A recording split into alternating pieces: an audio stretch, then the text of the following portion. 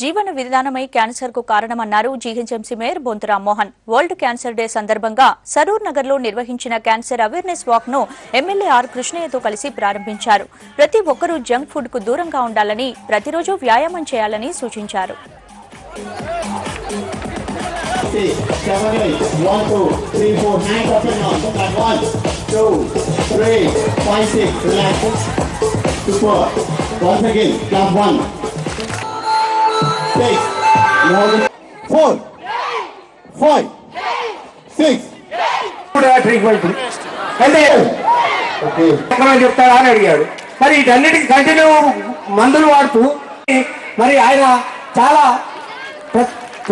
ప్రత్యేక ప్రజల్లో అవేర్నెస్ పెంచాలని, మరి రోజు రోజుకు మరి కలుషితమైన వాతావరణం, కలుషితమైన ఆహార పదార్థాలతోటి మరి క్యాన్సర్ అనేది మహమ్మారి మరి ప్రజలపై ఎక్కువగా దాడి చేస్తుంది.